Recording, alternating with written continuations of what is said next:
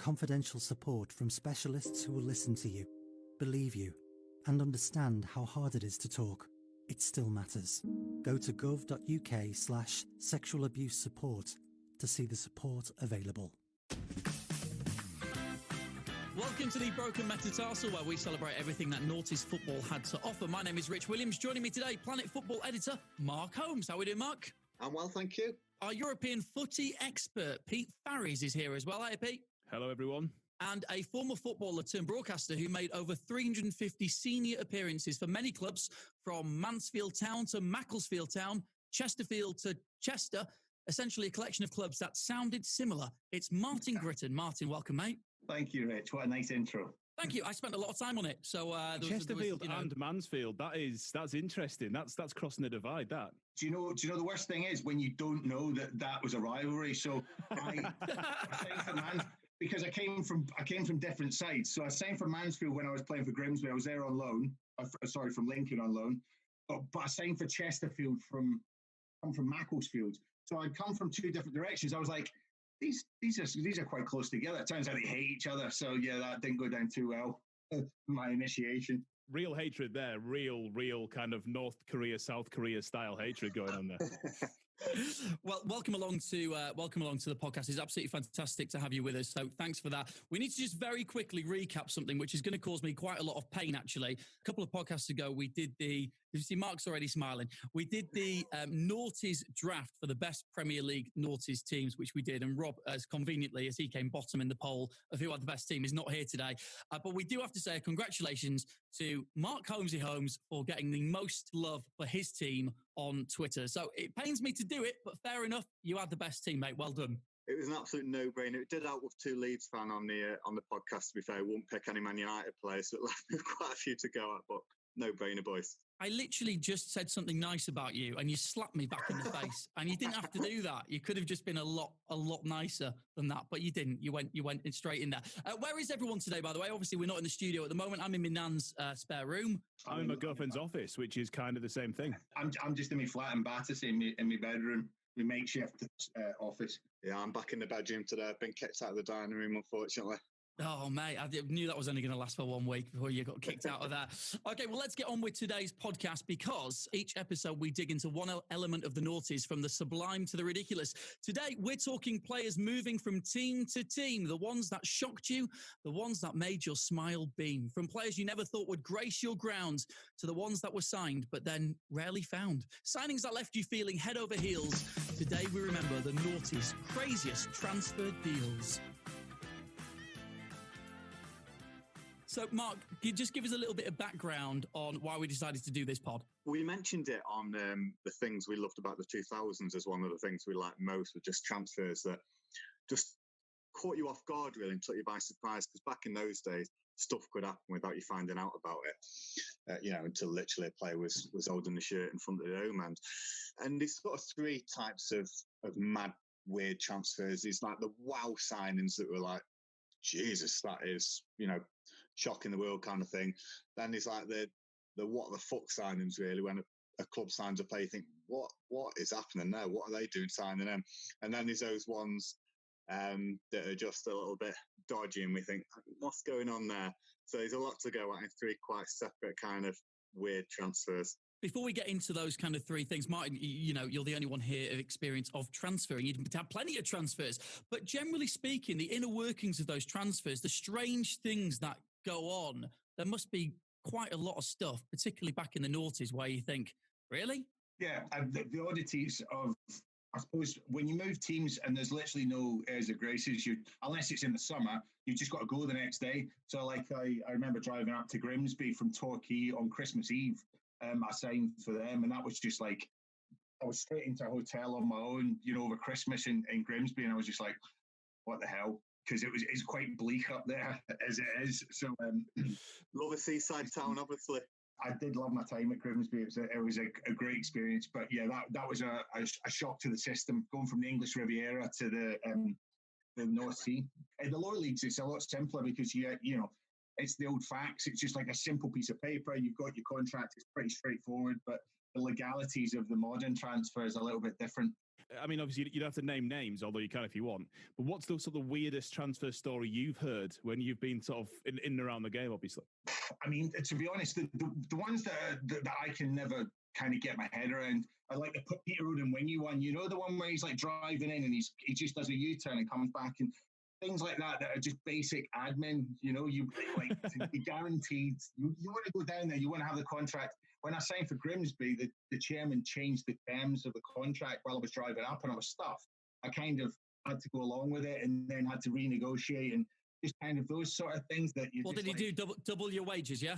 Oh yeah, if only. Some minor tweaks to the bonus schedules and the appearance money and all that. And in the lower leagues, those are quite kind of fundamental to your contract. So at the higher level, certainly the nonsense of the merry-go-round of deadline day, I find that absolutely preposterous. But I've been a victim to it a few times myself. Well, it'd be great to get your opinion on some of the transfers we're going to talk about as a player playing at the time, because obviously, you know, we look on as fans and think, what? But I guess players must think, what? Maybe players thinking he's not good enough to go there, or why on earth has he gone to that place? So let's get the ball rolling here, Mark. You know, should we start with the what the fuck signings? And let's just throw some out there and have a little trip down memory lane of some of these crazy naughties transfers. I was thinking Real Madrid because they seemed to sign a few. There was Royston Drenthe, which wasn't that weird at the time, but it's mental when you look back at who he went on to play for. He spent time at Real. There was Thomas Gravesen from Everton. What was weird about that, because he was a good player, what was weird about that is he was a box-to-boxer. They had Lee Carsley alongside him at Everton, who was the holding midfielder. Real wanted a holding midfielder and signed Gravesen. It made you think, have they got the baldies mixed up here? Signed the wrong fella. So there was them, but the real one that was like, what is going on here, was Julian Faubert when they signed him on loan from West Ham. And he'd been backup to Lucas Neal at West Ham. And then he goes to Real Madrid. And he's actually said he thought it was a wind-up, stuck the phone down on him. And then obviously it really happened. But he's an absolutely sensational picture of him at his press conference with his shirt, and Di Stefano's there. And Di Stefano's looking at him like, who the hell is this guy? What is he doing here? He only played twice for him, got accused of falling asleep on the bench, and did the classic dad trick where he said, I was just closing my eyes for 30 seconds. So that's a legitimate excuse. I was just wanting to catch 30 seconds closing my eyes. You're on the bench, mate. You can't close your eyes whether you've fallen asleep or not. That's just the worst excuse ever. You can't really say you're bored either at the Bernabeu out on the bench watching Real Madrid.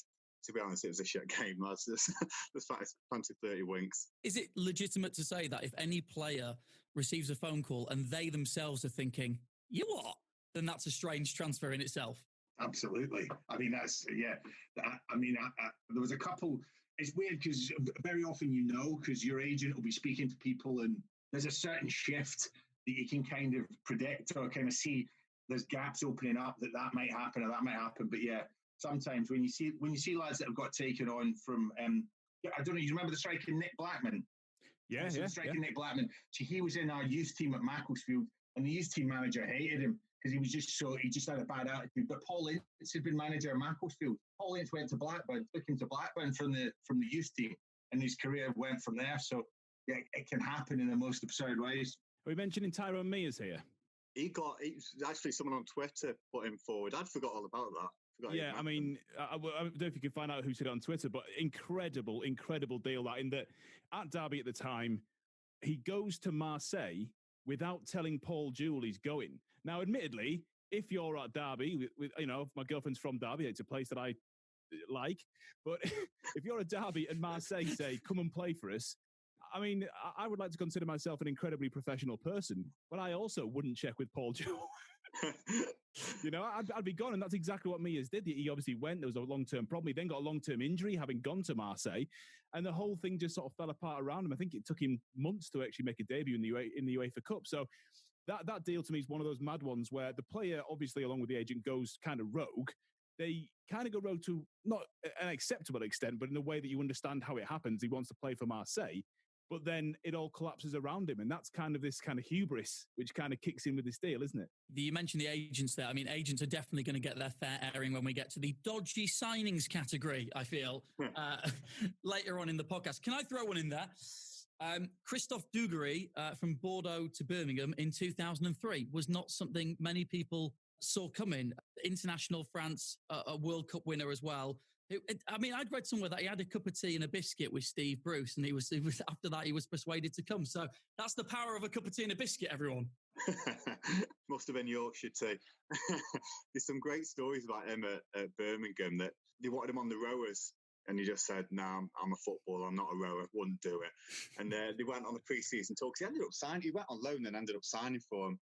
And I think he turned up in the airport, and all the lads were in the tracksuits, obviously, as you do. And he's turned up in a t-shirt and ripped jeans. And Bruce said to him, "Why?" And he said, "Because I'm the star." Fair enough. Crack on. That's why you signed him, right? In the first place, you wanted a star. How many games did Christophe Dugarry? I know the answer here. How many games did he play for Birmingham? This feels like an unfair quiz if you know the answer, Pete. 28. Yeah, but I'm the quiz master, Rich. You know how these things work, right? All right, fine. Okay, fine. Right, so he played 30 games. Give me some credit there. Yeah, that was a good shout. He had a great run of goals, obviously, that kept Birmingham up. He, after 30 games, is in the Birmingham City Hall of Fame. He was up front with Jeff Horsfield, right, who'd come from Halifax. I mean, what are two worlds coming from different ends of the spectrums to come and combine there, that Jeff Horsfield ends up playing alongside Christophe Dugarry. It's just absolutely mind-blowing. You would never have even conceived that idea, would you? Just to go back quickly, Martin, to what we were saying earlier in terms of Dugarry going in, having a biscuit with Steve Bruce and everything else. How was your experience of how much a manager can change your mind? What's the kind of the relationship there? Obviously, also taking into account, you probably have to move clubs. If you think about the only person you have to please at a football club is the manager. Doesn't matter if the fans don't like you. It doesn't matter if your teammates don't like you. If the manager doesn't like you, you're not playing. So that relationship's really important, but also you get to know how much they want you. So if the manager puts time and invests time in speaking to you, and if a manager's wanted you for ages, they might be courting you over the period of 6 months or whatever, but slowly building it or getting a chat in, all above board. What's your deal breaker? Is it a cup of tea and a biscuit, or is it something more significant? Obviously, that was for World Cup winners only want a cup of tea and a biscuit. What do you want? Just the ability to pay my bills for the next year, probably. the mortgage getting paid. At the lower level, it was a little bit more sobering. It was less about the romance and more about the nuts and bolts. Who else are we going to throw into this the what the fuck category? Danny McLaughlin, who we've had on the pod, chucked one in on Twitter. And I thought, no, he's got that wrong. That was 90s. But Andy Gorham went to Man United in 2001, which I had to double check. So no way. He was nearly 37, signed on loan from Motherwell, and actually played a couple of times for him. But in both games, he got taken off before the end so they could get Van der Houw on and get him his medal for his 10 appearances. What's even more, what I really like about the Andy Gorham thing is, you think you've obviously mentioned the age in which he goes into Manchester United. He keeps going after Man United. He goes to Coventry, he goes to Oldham. Andy Gorham retired about 25 minutes ago. Like, he just kept going. If we're speaking about, what the fuck kind of signings, we have to give a mention to Bolton, really, don't we? Who had a series of players during the noughties that you were just like, what are they doing there and how are they so good?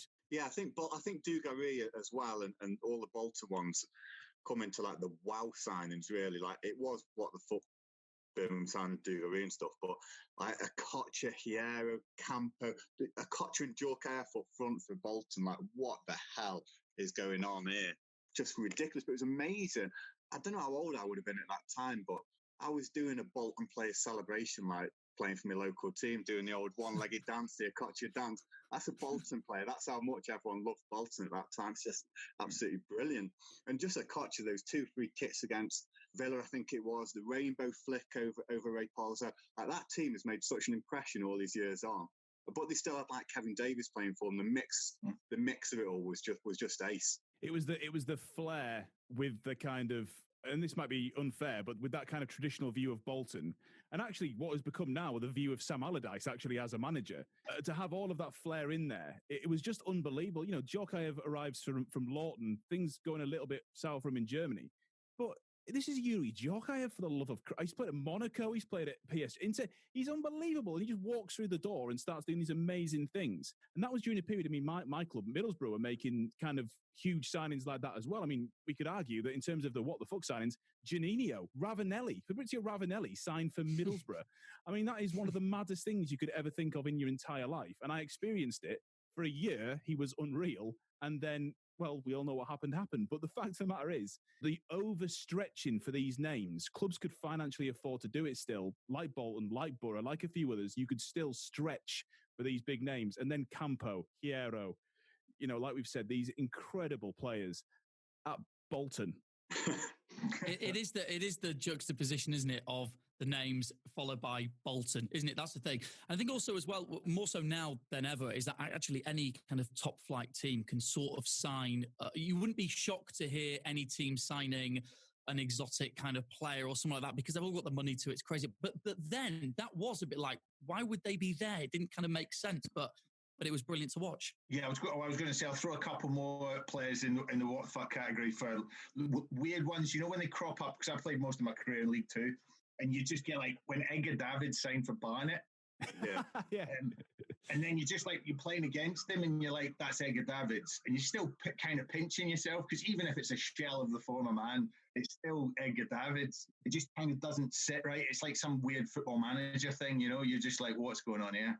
As you're going into that game as as an opponent, the idea that you're about to play against Edgar Davids, is it kind of like, right, so we've got Edgar Davids on Saturday. What's the preparation like for that? In those sort of anomalies, it doesn't really make a difference because you feel sorry for Edgar Davids because he's surrounded by the rest of the Barnet team. Do you know what I mean? So it's like they weren't a good side at the time. So if you've got a player, I remember playing, I think we played Wickham. Wickham were a decent side in League Two. Certainly, they always went up. And they had Rob Lee, was kind of their sitting midfielder, and he just was a class above. There's certain players that just stand out. I think Ian Wone at Shrewsbury was just what a left peg he had. Just players that just, you could see the ability that they had was why they were at that level. There was always a clear reason. But if you're a centre midfielder and you're in League Two, you're going to have lads just snapping at you all game. And unless you've got good players to bounce it off, you're going to get hung out to dry a little bit. So it's tough for players to make an impact if they're on their own. There's something you said there, which I think is a really good barometer for judging signings, which is that you said it felt like a football manager or a championship manager signing. I think that is the level. If you look at something, you think, that's the kind of signing I'd try and pull off on Championship Manager, then that's when you know it's a signing that's a little bit left field. Exactly. Even I wouldn't have given Edgar Davids number one, though. Scandalous. That is one of the greatest football disgraces of all time. And it shouldn't affect anything, but Christ alive, I hated that. But as Martin just said, when you consider the player around him, he probably just thought, you know what, I am number one. Should we look at some of the dodgier signings from the noughties as well? Who wants to set us off? Because there's plenty you could look at. Yeah, I'll start. We've spoke about them on a previous podcast, but the three Thai lads that Man City played after Shinawatra took over and they had Ericsson there, and they signed these three Thai guys. None of them played for Man City, apart from on the end of season tour. There's been a few like that over the years. There was Dong Fangzhou, who Man United signed, and there's Lee Wai-Feng, who Everton signed when they had Kajam, the shirt sponsors. And whenever there's a signing like that, it's wrong, but you do automatically think, oh, they're trying to exploit a market here. Great thing about Dong, I don't know if this is true or not, but there's a story going around that after he retired, he had plastic surgery so that he wouldn't get the piss taken out of him when he was walking around wherever he lives because he was made no impact at Man United. No, seriously. Well, it's a story. I really hope it's true. I don't know if the three Thai lads who Man City had, actually had decent careers, just not at Man City. But we spoke to Michael Ball about it, didn't we? And just a crazy trio of signings. Yeah, in fact, let's just have a listen to a little bit of the interview we did with Michael Ball when he was talking about what it was like under the Thai owners and especially that kind of transfer merry-go-round and what it was like as a player at City at the time. We spent a lot of time in the canteen at Manchester City in the old training ground there, and it was quite a large bit with the TV, so that was our sort of relaxing time after lunch to sit and watch a few football games, a game of pool, etc. And it was always sort of the same old faces, and then all of a sudden within a week there's players turn up with 2 or 3 agents. Then there's the Thai owners, and then there's the Thai owners, the bodyguards, the driver, the mums, the dads. There was a lot of people there, and you didn't know if you could say what you wanted to say. You didn't know if anything's going to get leaked out. There was some agents who were new locally were bringing the players in, and they were just all sitting around the canteen. It was like normally a football club, that's sort of like a closed part of the training ground. It's for the players only. But it was such a busy time of convincing players to come and treating them well that every man and the dog were just sitting around everywhere, and you didn't know which one was the player, which one was the agent, which one was the son. So until they actually put the training kit on, we didn't actually know who we bought half the time. So there you go, Michael Ball talking about the comings and goings of many random people at Manchester City. But, you know, Martin, if you're a player like that and you just sat in the canteen and you're like, who are these players? Was it a case ever where you don't know a player's been signed until they just turn up with the bib on the next day? Yeah, that's one of the most jarring things, and particularly if it's a player in your position, you know, and you've not had any inkling, and the first place you find out is on the back of the paper and the evening news, and you know, then you're like, hang on a minute, we've just signed a striker, and he's a big striker, and he's a target man, and I'm like, well, why would we sign him to sit on the bench? So you just kind of, those sort of things to jarring. But yeah, the weird ones are when, you know, they come over with, you know, with the agents and the kind of entourage and that sort of element, and I think that was the real kind of watershed for that, wasn't it, City? The fact that those players didn't really feature, it's dodgy, weird signings, but it's not kind of mind-blowing to me. Whereas if you look at someone like, I know this is the end of the 2000s, but Bebe, for example, from Manchester United. Now, Bebe's a mad one because everyone thought that Sir Alex Ferguson and a giant Manchester United scouting team had signed the wrong person. That was the rumour that went round, wasn't it? If you look at the other half of Manchester, it was that Bebe was not the person that Manchester United wanted to sign. How the Christ can you spend £8 million on a player with that kind of scouting system, with Sir Alex Ferguson in charge, and it'd be the wrong player? Mark, you're pulling your face at that. You don't seem to agree. I'm just pulling my face because it's 2011, I think, wasn't it? 2010 he signed. Oh, here we go again. Is that in the 2000s? By the way, technically not in the 2000s. That's in the 10s. Technically in the 10s. But don't worry about it. It's all good. It was towards the end of 2010, but it was 2010. I did my research. No, but the 10's not in the noughties. That's the point. He's not saying it's not 2010. Oh, I can't be asked for this again, lads. We've had this before. Martin, what was your take on when you look at other dodgy signings, or certainly dodgy routes to being signed? John Obi Mikel, with the whole wrangling between Chelsea and Manchester United at that point, and Fergie and Mourinho, and he signs for one, and he signed for Man United, then he hasn't, and he ends up at Chelsea. That was one of the strangest sagas of any transfer saga of the whole decade, really.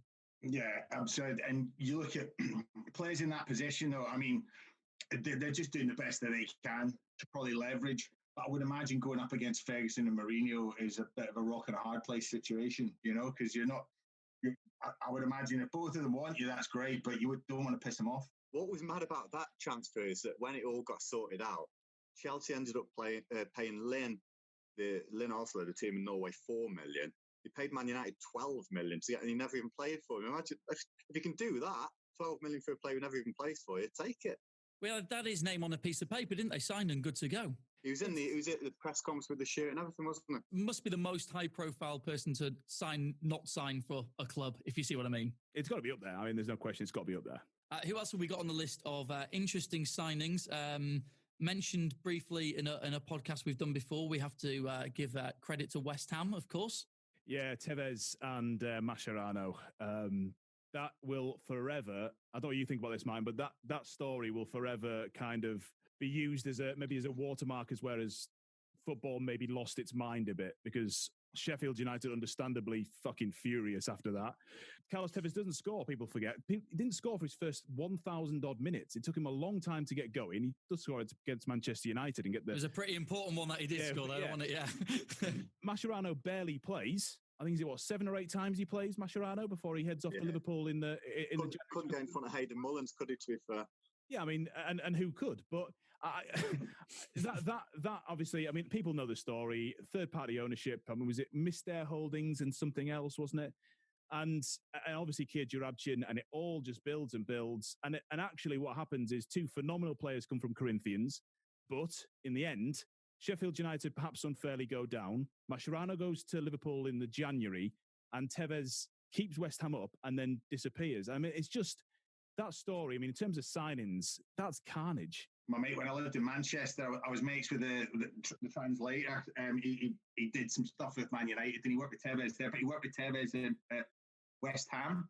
Tevez would just like do what he wants, obviously, but he would have to follow him around. So they get in a car, and Tevez loved playing golf, but he didn't have like a golf club membership or anything. So he'd just get in the sat nav and just type golf in, and it would just take him to the nearest place to play, and they would just go there. And even if they were like private members' place, he'd just rock up, and he just, because it was him, you know, he had enough clout to kind of, enough money to just go, well, I'll hire all the stuff and just go and play around the golf. I like the idea that he would have typed golf into the sat nav, and the closest one was like a little crazy golf place, and he just turned up there, just doing a quick 18 holes, one over the ramp. Oh, watch out for the little water feature, that kind of thing as well. What I want to know is what's the translator needed for on a golf course? 4. You just got to know what English is for 4. Yeah, bizarrely, when I played at Macclesfield, we had a lad on trial that kind of came just sporadically to training and stuff, and we didn't know where he'd come from. He was an Argentinian lad. Turns out he was Pablo Zabaleta's best mate, and the club had arranged for him to have somewhere to go. So Macclesfield was his team. So he came down and played with us. He was a great lad. But he, obviously, when Mascherano moved up, all the Argentinians were really kind of quite insular, you know, they all, and quite, not suspicious, but they're quite, they just like to keep themselves to themselves. And he told me a story, like, even to the point of when Mascherano moved, they all went over, and instead of just getting like a van or getting removals people in, they just moved it all in their cars. Did about 7 trips. And you're like, why wouldn't you just get a van? He's like, well, he's got his Audi, and we just stick all the stuff in the boot and do loads of trips. And I'm like, that can't be the most efficient way to do that. I just find that really weird. This lad, he had these, like, he used to get a lot of stick off the lads because they didn't know who he was. He just didn't speak any English. So Macclesfield was quite a tough dressing room to come into. And he pulls these green boots out, and they were green Adidas boots, and they were a bit lively, and, you know, he quite rightly got a bit of stick for them. But then when the lads went, because you couldn't get them in the shops, and they went, where'd you get these from, Joaquin? And he was like, oh, my friend Lionel. And Messi had given him his boots. Zabaleta played for Espanyol. Joaquin lived with him, and they just knocked about a Messi. So Messi gave him some boots, so he came in. So as soon as he said that, everyone was like, he's best mate. So are you saying that Messi's boots have graced the Macclesfield turf then? Very much so. And there would have ended the craziest transfer of all time had that actually happened. Could he do feel it? like Mascherano might have told that anecdote when he turned up at Barca and he said, you know, do you think you're going to fit into the style here? He said, wow, I've got an anecdote which will tell you that I definitely do. I was moving house and I could have done it all in one trip, but why do one trip when you can have 7? Sign me on, boys. Right, we mentioned about Tevez and Mascherano. Let's actually hear from when we did our England Golden Generation podcast, and we spoke to Paul Konchesky, and he was talking because we asked him about it as well, about the West Ham situation where Tevez and Mascherano turned up and what was going on at that time. And this is what he said. It was a weird one, to be honest. That's the sentence we thought you might start with, actually.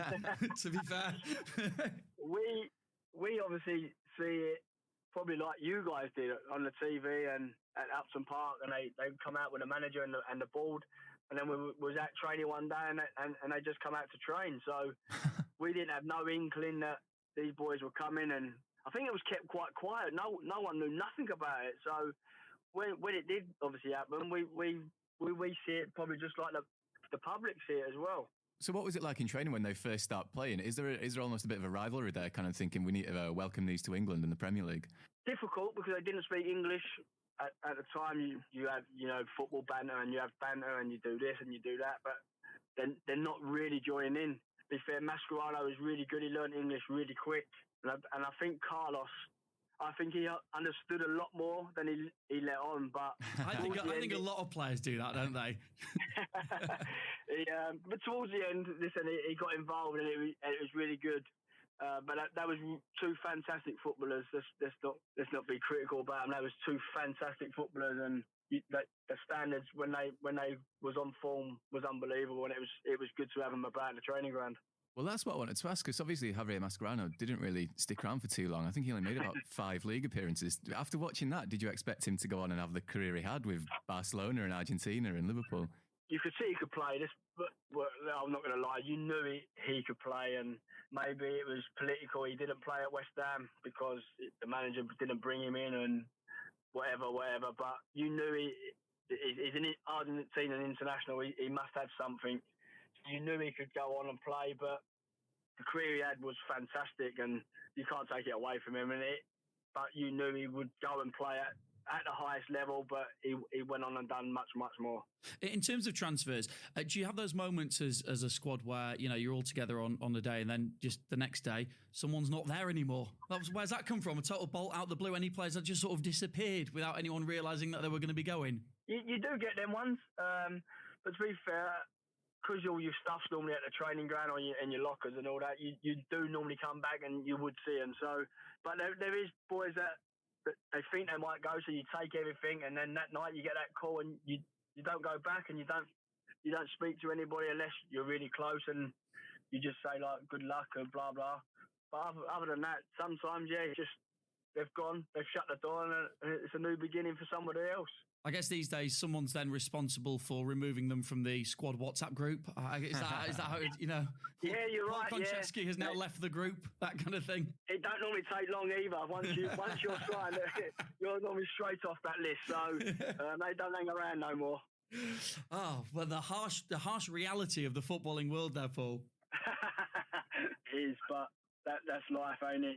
You move on, and you don't want to be seeing what's going on in your old club. You want the new beginnings. Should we move on to transfers to our own clubs that we look back on and think, what's going on there?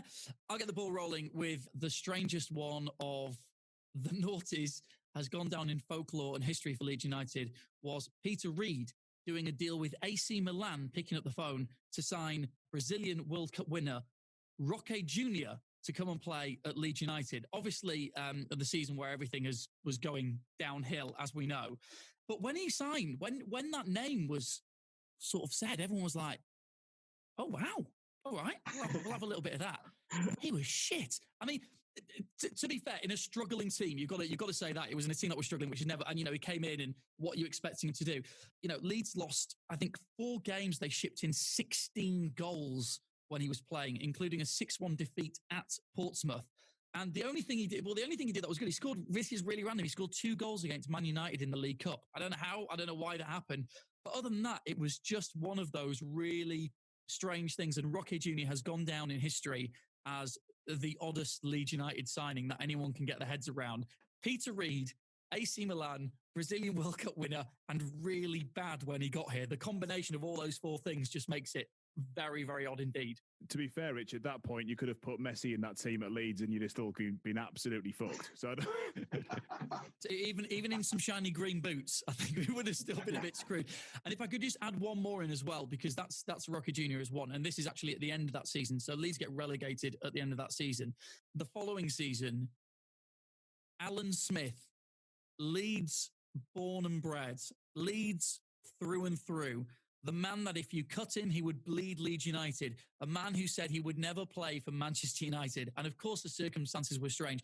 A man who on the day when Leeds went down on the final game of the season, I was there in the sunshine, sat in the East Stand. Leeds drew 3-3 with Charlton. And Alan Smith, who never takes penalties, took a penalty and scored that day. A man who scored in the Champions League, who scored on his debut for Leeds United, I'm pretty sure, was it at Anfield, possibly against Liverpool? A guy who you would never associate with the red and the cross of the Pennines to Manchester United. A man who, after that Charlton game, Leeds fans knew he was going to go and was held aloft by the fans on the pitch, then went off and fucked off to Man United. Are you kidding me? It's all been building up to this, hasn't it, Rich? 2 series in, last episode, this is what it's come to. This is what you've been waiting for. It's off your chest now, mate. Well done. The Alan Smith breakdown we all knew was going to happen has finally happened. I just couldn't get my head... I don't think he could get his head around it either, to be fair. But for me, Roque Jr. and then Alan Smith will be the Leeds United ones. Who else has got thrown in? I've got absolutely loads, because we were owned by Icelanders up until 2006, and there was all sorts of mad stuff happening. I mentioned Sammy Van Gora, the guy who went AWOL when he went to the AFCON before. But two that stick in my mind were Triggy Goodmunson and Toddy Good Johnson. it was Pulis' last season under the Icelanders, and he was talk of was getting a bit of money, and I think he wanted to sign Lee McCulloch, and it never come off. And anyway, obviously, you know Tony Pulis, he likes British lads, players who know the league, and the Icelanders signed these two players. Neither of them played. Then he went, and one of them was the old manager, Gudjon Thordson's son, so he doesn't play him. And then Pulis goes and signs his own son, Anthony Pulis. So it's like, fuck you then. If you're signing their son, I'll sign mine. And that whole season, he was talking it just being Pulis, just sticking two fingers up at the board. We went 17 games in a row where every scoreline was either 0-0, 1-0, or 0-1. And the whole thing was like a big, well, if you're not letting me sign who I want, I'm going to give you that. Mental times. That's just pure Pulis. I'm a big fan of that. Gaizka Mendieta for me. The day that Gaizka Mendieta signed for Borough at 29, that blew my mind clean off that. It really did. I mean, bear in mind, he'd been on loan at Barcelona the season before. A couple of years before, he'd won the Champions League with Valencia, having been probably the best player in that team. And all of a sudden, even at 29, he walks through the door at Borough. In that first season, we win the League Cup. But the signing of Gaizka Mendieta gave me a headache because it was this thing of, how? What? How? and him, I mean, and Borough have done that a few times with Juninho. I did actually know about Afonso Alves before he signed for Borough. Obviously, that wasn't great in terms of how that went, but that seemed like a mad signing. Juninho, Ravanelli, we've spoken about, which was 1997. But yeah, Mendieta walking through the door under McLaren was absolute madness to me. That was craziness. Martin, we're going to give you the last word on crazy noughties transfers. Any others that spring to mind? Ones that you saw and thought, what? On a technicality, probably not. The transfer was just in the end of the 90s, but he played in the early 2000s for Celtic. We had a manager called Dr. Joseph Venglos. Yeah. And he signed Lubo Moravcik. He signed this little Slovakian who was 33 years old, and he looked like he'd just come off a building site. And he, honestly, everyone was like, what is this our marquee signing of the summer? And he was unbelievable. He was unplayable. And just like, I had when I played for Plymouth in the early 2000s, we had a couple of players come down from Scotland, from Paul Sturrock's, and the first thing I said to them, I was like, "Oh, what's it like playing at Celtic Park?" And they were like, "Oh, it's deafening. You can't." I was like, "Who's the best player you played against?" They were like, "Lubo Moravcik. Just don't. You can't get near him. He takes corners with both feet. He just Cruyff turning you on both sides. He's like a Slovakian Peter Beagrie. You just couldn't get near him. Unbelievable." Love that. What I would like everyone to do is, just of all the ones we've discussed, I would like you each to pick the one, whether it's a what the fuck signing, a wow signing, one for your club or whatever, the one that if you had to pick one as the most standout of the noughties, which one would it be? I'm going to go for one which we haven't mentioned. What? You can't do that. Well, I was going to do the same thing. Figo to Real Madrid again, just unbelievable. That was a transfer which the whole world was talking about. He'd said he wasn't going, and then he goes to Real Madrid. He has the pig's head thrown at him when he's taking a corner. Just that whole saga was just everyone was talking about it. So that one. That's a real bending of the rules there right at the end there, mate. I was going to do exactly the same thing though with Figo. I think it's Tevez and Mascherano. That's a signing that's so mad that the world of football changed. that's the Tevez Mascherano changed everything. So that to me is unbeatable and unparalleled in mad signings for me. I'm a big fan of the Bolton setup. You know, any of those lads. I just like the idea of JJ Okocha, Ivan Campo, and just knocking about together. You know, just going down to KFC and just walking the streets of Bolton. Just be amazing. And also the quality of the football was just sensational, you know. Yeah, I mean, what a sight they had. So yeah, the Bolton years, the glory years. There you go. The Bolton glory years is an interesting sentence to finish up this episode of the Broken Metatarsal. But hey, that's where we ended up with the last episode of this series as well. There's plenty to get stuck into from both series. If you fancy something to fill your ears when you've got a little bit of time at home at the moment, loads of episodes from all sorts of things from the noughties. So definitely get stuck into that.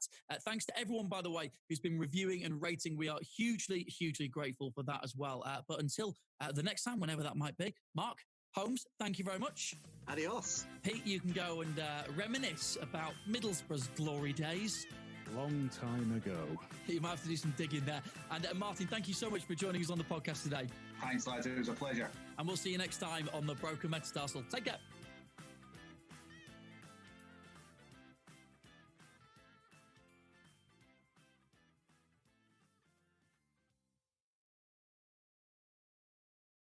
2008. 1999. 1985. 1972. Whenever it happened to you, it's never too late to get support. If you've ever experienced sexual violence or sexual abuse, you can get confidential support from specialists who will listen to you, believe you, and understand how hard it is to talk. It still matters. Go to gov.uk/sexual abuse support to see the support available.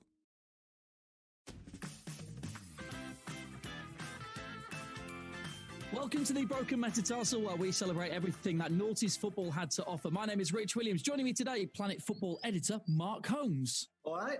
How are we doing, mate? All right? Yeah, I'm coping. I'm getting there. Oh, what a trooper.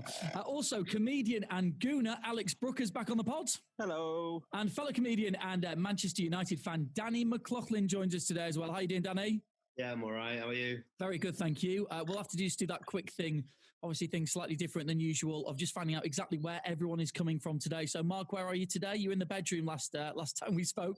I'm in the dining room this week. I've got to step up. Unbelievable. Alex, where are you, mate? I'm where all Arsenal fans base themselves in Huddersfield, mate. So, just in the garden. You can't see this, but we can see it's a beautiful sunny day.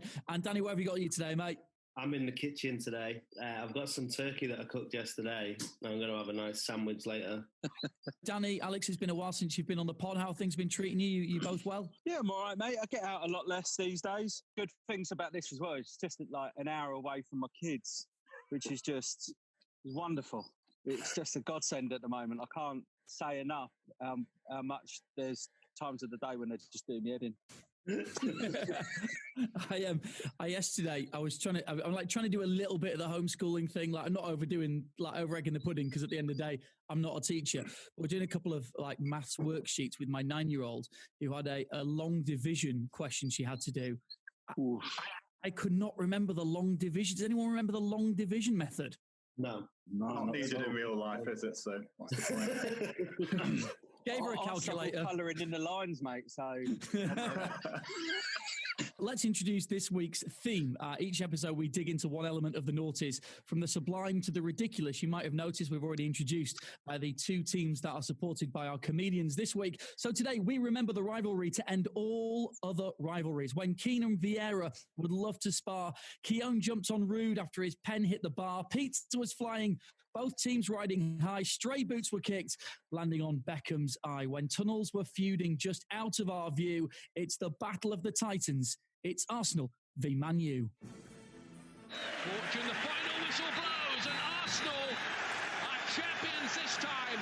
Completes a league and FA Cup double on the turf of their fiercest rivals, Manchester United. And I can defend Rude on his slowness. As for the behaviour at the end of the game, well, I think the FA will be doing that anyway. So I don't need to talk about Arsenal's disappointment, and I can only talk about our players that this one was perfect. In such a ferocious game and a high emotional game, I think my players have behaved properly. Here goes Van Nistelrooy. The noise says it all. The celebrations say it all. Manchester United lead Arsenal by 1-0.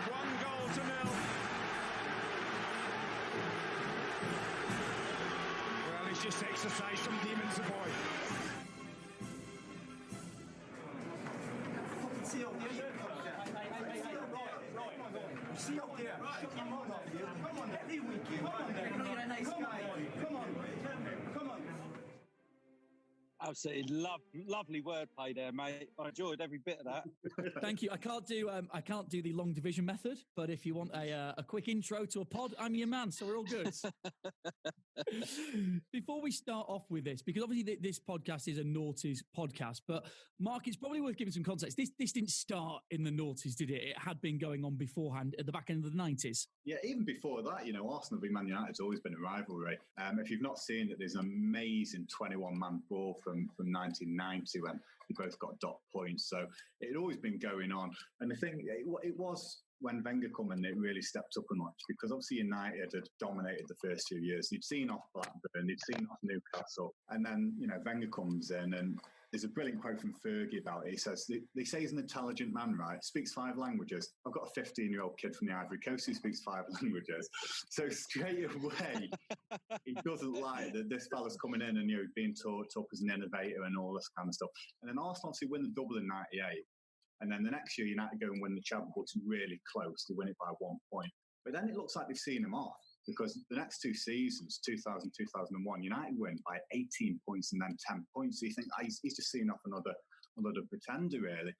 Man United were just so much better. They won 6-1 in 2001 when Grimandi and Stepan also at the back, absolutely shit. And you just think, that's it. United have seen off another challenger. But then Arsenal come back, and that's when it really starts to get tasty, and that's what we're going to be talking about today.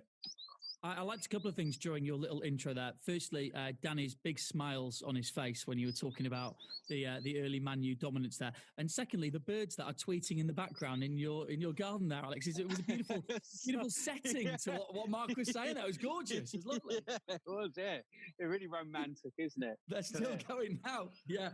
Before we get into the noughties part of it, Danny and Alex, one sort of pre-noughties, one 90s memory of Arsenal v Man U, what would it be? The semi-final in 99. Although I look back on that and I used to think, it was a United win, but the more I watch it and stuff, it's more like Arsenal messed it up, really. They had a man extra, they had a penalty to win it, and obviously that wonder goal from Giggs sealed it, but it could have gone either way. Could have gone Arsenal's way if Bergkamp hadn't bottled it. When Bergkamp did bottle it, that's the first and only time I've ever said the C word in front of my nan. I was watching it on my own on the telly, and I turned around to stepdad Keith. I was like, this is because you get a penalty in the last minute, and Dennis Bergkamp steps up. You think this is it, done here? We've done it. And as soon as he missed, I just said it, and she was like right behind me. She come in from the kitchen. The one that sticks out is the 1-0 at Old Trafford when Overmars scored, because that was, I mean, at the time United had been well clear, and when we won that, I think we had gone like 6 points behind with 3 games in hand. Well, Fergie kept talking up, saying I'd rather have the points on the board, but it really felt like that game. We played well that game as well. It really felt like that was the first time when I thought actually we might win the title. You could feel the mood shift after that with United fans. Like we started to be scared. That was the first time. It's almost like when you watch boxing and then like one of them gets punched and he's like, oh shit, actually he could hurt us here. And that's how it felt with that Arsenal thing. What was the C word? Was it Christopher Ray? He'd have buried that pen and you'd have won.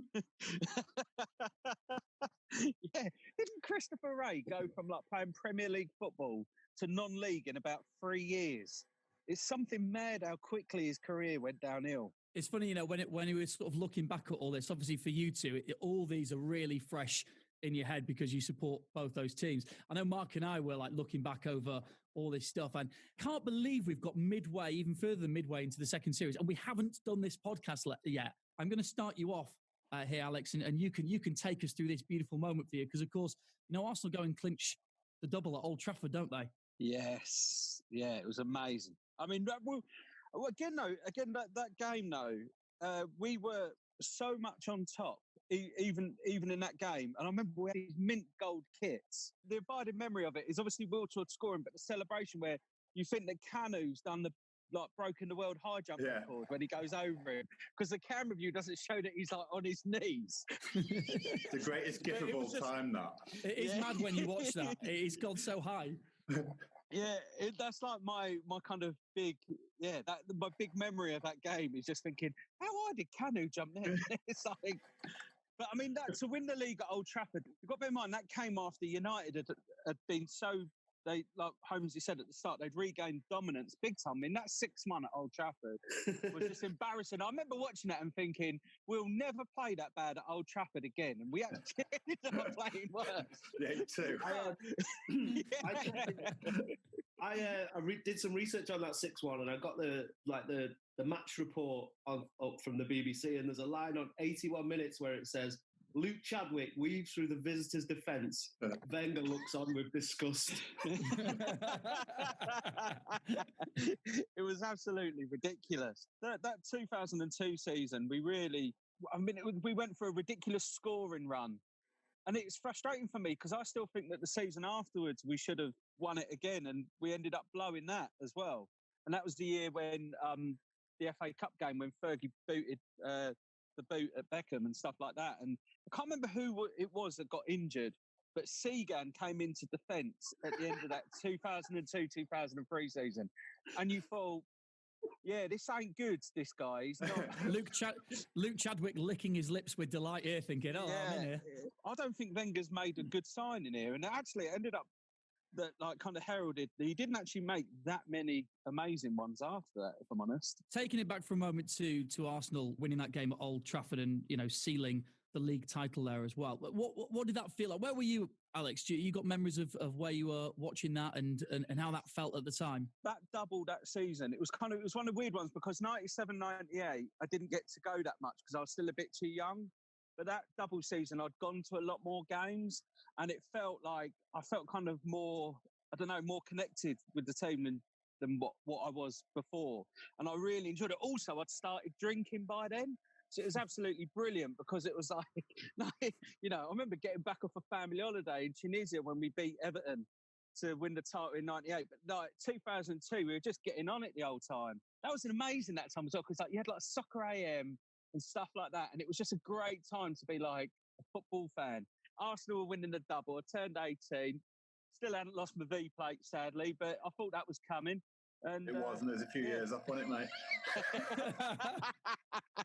Holmes hasn't said anything for a few minutes, but he just waited. He sided and straight in. He's always just wait. He's like a little snake, just coiling, ready to come out with some venom. I tell you what I like about that game, watching back, was just Wenger celebrating. Even though I'm not an Arsenal fan, it was actually quite nice seeing him enjoying himself on the touchline with a big smile on his face. Because United had wrestled back the power so quickly, I think it meant a lot to him to suddenly get that another league title back off him and to win the double as well. And also to just do it at Old Trafford. That would have hurt Fergie. That definitely would have hurt him. I was watching back the highlights of that game. And when I quite like watching the games from the early noughts and stuff because there's lots of things that TV kind of did to make it look swanky. And one of the things was they showed a second angle of the goal and they had him blazoned in massive writing, reverse angle over the screen. It's unbelievable. It's just, we know it's a reverse angle, but it was obviously a new thing that angle had come in. And it was the biggest thing. So they've got it in massive red writing across the whole screen. I didn't watch that, Matt. So. Is that another one you didn't want to watch in case you lost? Well, I just think if you don't watch it and you win, it's all right. And then if you don't watch it and you lose, because you wasn't there, it's like it didn't happen. Did you hear that, Brooker? You never won there. Do you know what, though? So it means that I don't have to talk about it in times like this when people are like, oh, did you see that? It was amazing. I didn't see it, mate.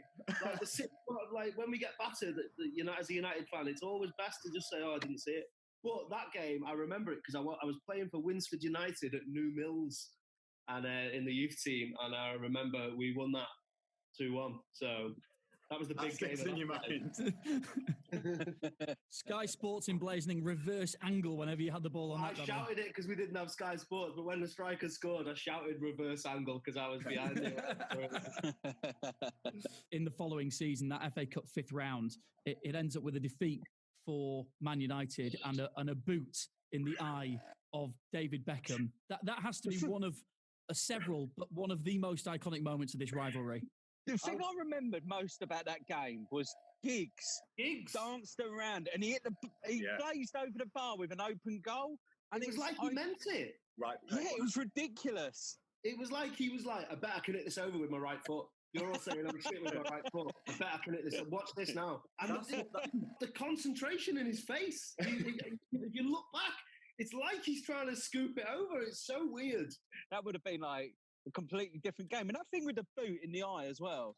I remember it just being in the papers the next day. And all I kept thinking is, if I've got a cut eye, and I know the papers are going to take a photo of me, if I'm wearing an Alice band, that's a big statement for wanting people to look at it. And it was he could have had his hair forward, couldn't he? He had enough hair at that point that he could have had an elaborate fringe if he wanted to. I think that's the thing about that incident. Giggs had missed an absolute sitter. Fergie doesn't say a word because he's one of his boys. Bex does that. Watch the goal back. There's absolutely no way he's getting near at it. He's got no chance. But just because Fergie's thinking he's getting a bit too big for his boots, he doesn't like it and he's had a go at him. But I think what that shows, to be that angry, to lose an FA Cup game to Arsenal. That shows Wenger's really got into his head. That shows it was hatred by that point, wasn't it? Adam Beckham at that point, had he already said he was going to Real Madrid, or was there like rumours that he was going to do one at the end of the season? Because that must have contributed to it. There was rumours, and Fergie spoke about when United played Real that same season, and he made a special effort to shake Roberto Carlos's hand, apparently, back when. It's just the sort of thing you can imagine Fergie watching, thinking, what's he up to? Little shit, I'll have him. I would love to have seen the footage inside that dressing room. Like, I want to know how good a shot it was. In my head, I imagine it being really elaborate and even having a little bit of bend on it, ironically. It's probably... It probably was quite similar sort of height-wise to the Giggs miss earlier in the game, really. It's sort of going on an upward trajectory. David Beckham's account of it is that Fergie kicks a pile of clothes and underneath there's a boot that flies out. Whereas I'm sure Fergie's account of it is that he kicked a load of boots and didn't intend, but there was no clothes there and it ended up in the ice. So, somewhere along the line, it's got misconstrued somewhere, but definitely next day, stitches in the eyes and all the papers are all over it at that point. That's all anyone was talking about at that point. There's no way it needed stitches either, I don't reckon. There's no way that if someone kicks a football boot at you, it's not cutting you enough to need stitches. Not an older fella as well. He's not booted at 80 miles an hour, is it? Mark, you mentioned about Wenger getting into Fergie's head at this point. This is a rivalry that it's not just Arsenal, Man U, it's the managers as well who are really at it at each other. Who was the better manager? Ferguson. I think you didn't think I was going to say Wenger, did you? I'm asking the question. You're the one answering it. Don't get me wrong. I think there was a time when they were level pegging. I think the main thing is, I don't want to just semantics, but I think Ferguson was the greater manager. He had 3 teams. You could argue Wenger had 2. He wanted it more, I think. There was a time when, like, skill-wise, they were both as good as each other. If not, Wenger had a little bit on it. But I think Ferguson's peak just lasted longer, and he just seemed to, out of spite. The thing with Wenger was he did a lot of things, like he brought a lot of stuff to English football, and he completely changed Arsenal. So in terms of like Arsenal managers, like I probably won't see another one that'll ever have the impact he had and be as good. Those teams that were good, those teams that went toe to toe with United, we had big, powerful players in those teams. All 98, 02, 04, we had powerful players, and some reason he just ditched that. And then I don't find it any coincidence that once he did, we stopped being able to mix it as much with United. Be interesting to see what Fergie would have been like if Wenger hadn't turned up. Yeah. Because he definitely did kick him up the arse. Alex, let's move on to a bit of the podcast, which I think you're going to enjoy a lot. The Invincible season, which we've done a full podcast on, by the way, in the first series. It was one of the first we did, and also one of the most listened to ones, you'll be pleased to know. Arsenal fans are rife on the internet, mate. You've seen it. They love it. They're just a version of you, basically. So let's just start that, because that season starts off with what should effectively be a relatively insignificant match, because it normally is, but the Community Shield there in Holmesy, I know that this game in particular, for what shouldn't be that important, but sets the tone for the rest of that season and what's to come afterwards. Massively. Do you know what I think started a lot of it? Ruud van Nistelrooy. Because in 01-02, which was his first season, he had a bit of beef with Kieran in that game, and those two just absolutely hated each other. And I think he stepped up the rivalry. Phil Neville and Ashley Cole were both booked inside 2 minutes. Which is, in a community shield, the charity shields it used to be called, it's ridiculous. Jeff has got sent off for like kicking Phil Neville. Neville, like, it's a bit of a clumsy challenge, and he's just like holding on to him. What you do on a Sunday league, like, to stop him getting away. And can I just say that the final kick from Jeffers is pathetic. It's a tangle, and then he sort of goes for him, and then he sees the referee coming over, and he's literally about to boot him one, like proper wallop him, and he pulls out it basically, when my 7-year-old and my 9-year-old are kind of like fighting in the playroom, and one of them goes to kick the other, but knows they shouldn't do a proper kick, so they sort of pull out right at the end. It's like, that is pathetic. Jeffers was so bad for Arsenal, that counts as a shot on target. So don't take it away from him. He'll be clinging on to that. He'll be like, I nailed Phil Neville, though, so... Yeah. Because Campbell got done, didn't he? Didn't he boot out at Jemba? Yeah, it was brilliant, because he'd been banned for the last 4 games of last season for elbowing Solskjaer. And then he gets banned for the first 3 games of the next season for booting Jemba Jemba up the arse. That's 7 games banned just for hating Man United. Yeah, but Jemba Jemba, he left his foot in as well. That's what always annoyed me about that was Jemba Jemba left his foot in. I'm sure he did. He did, yeah. But obviously, the elbow the season before, though, absolutely 100% deserved to go. But that was a sign of like Arsenal, though. It's like when it got to that game at Old Trafford when Van Nistelrooy missed that penalty and they all went mad. And Vieira booted out at him. But United players were able to partake in a bit of shithousery and keep their cool, whereas Arsenal players would lose their minds at it. And that's what it all led up to. If you think about it, in those 3 games alone, in the 2 games leading up to that one at Old Trafford with Van Nistelrooy missing that penalty, you've had the Campbell elbow, Jeffers boot out at Neville, Campbell boot out as well.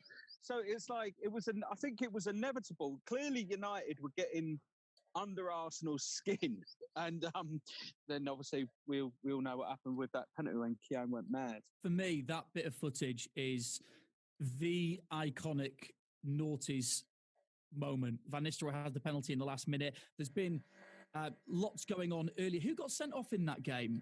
Vieira got sent off for booting. Vieira got sent off for booting out of Van Nistelrooy. And he boots out of Van Nistelrooy. He doesn't touch him, though, does he? No, he doesn't touch him. And again, before that, Van Nistelrooy jumps up into him, and like it's just a crap challenge. But if you look at it, be honest, until I watched it again the other day, I honestly thought that Vieira had got a straight red. He got a second yellow, which, looking back on it, actually is pretty justified. At the time, I was like, how can he have gone for this? But you look at it and you go, that is a second yellow. Now, Van Nistelrooy is a little bastard, but you can't do that. It's just like, it was mad. But Van Nistelrooy riled Arsenal players up so much. And I think it's because he was just so dangerous against them. And give him half a chance, he was going to stick it away. Yeah, I think it started before that Charity Shield, like that Sol Campbell elbow you were talking about. Van Nistelrooy scored a great goal in that. I remember that United were in that kit that I love with the blue and silver. And he sort of ran up the left wing and just scooped it over the keeper. That was them, wasn't it? When Giggs scored it. Yeah. And I think that was the start of it. That was when it felt. That's the most tense since '99 that I've felt as a United fan against Arsenal. And the only thing I remember weirdly, or the main thing I remember about that penalty miss, was one of the newspapers had mocked up Keown like Dracula. You know, when he's jumping and he's got like his arms in the air like that. One of the papers, can't remember who it was, they drew like a cape on him and like put teeth on him, and it looked amazing. And like Van Nistelrooy's cowering like that, I remember. And you'd put your house on Van Nistelrooy all the time, and he always went low. And it was weird that he hit the bar because you could see that that's the first time you'd seen him bottle it. That's one of those penalties where it's a couple of inches away from being an amazing penalty. An inch down, it goes off the underside of the bar, and everyone's saying, "What? That is an unbelievable penalty!" You know, and the bottle to step up and hit one like that at that stage of the match, at such an important match. All the players, because it wasn't obviously Keown, the picture of him jumping up, he went mad. But like Parler gets involved, Lauren gets involved, and I felt like, where's that been for the last 2 years? Because I've always thought Lauren looked like the hardest person you've ever seen at right back and never put it about. And I remember Ashley Cole getting a little ban, and I still don't know what Ashley Cole did. I really still don't know. I think he was just there, so he was just one of the ones who got lumped in with the fines. My favourite quote from that is Keane. Roy Keane after it says, "I behaved myself that day, and I really regret it." And that's one of my favourite. Because I remember Keane and Vieira, like Vieira kind of just, and Keane, like Vieira like kind of says to Keane, "I've got no problem with you," even when he's going after Van Nistelrooy when he gets sent off. And you'd have thought between them two it would have booted off because they never needed an excuse. But it was like, yeah, Keane was really well behaved. And I think he still probably doesn't know why, because he'd have loved that. Do you think Keane was therefore kind of just spent the rest of his career overcompensating for missing out on the biggest fracas of the noughties? I think the thing with Keane is he knew how far to push it. Whereas I've seen a quote from Keane talking about being Vieira's minder, because everyone knew that they could wind Vieira up and he would lash out and he'd do stuff. Whereas Keane, it was a bit, we talked about him on the Shit Houses podcast. It was a lot snider with him, and he'd give it, but he'd expect it back, and he didn't rise to it because fine, still part of the game. I think that's a sign of like, I've always thought this was like the top class players is they're able to put their foot in, be a bit nasty, but they don't. It doesn't go too far. They still keep like a bit of a lid on it, and that's what always slightly annoyed me about Vieira. Is he could go off on one. I remember early on in his career when he spat at Neil Ruddock. And when you look at Neil Ruddock now, it's hard to think that he played football against Patrick Vieira. Which team do you think were dirtier? United put it about, as we all know, in that game in 2004 when they ended the unbeaten run. I mean, they could have not made a tackle in the previous 8 years of games, and they pretty much crammed it all into 90 minutes there. So. Still, sadly, I did watch that one. It's one of those ones where, Daddy, I wish I hadn't have watched that, actually, because I could have pretended it never happened. It still bothers me so much, as you know on this podcast.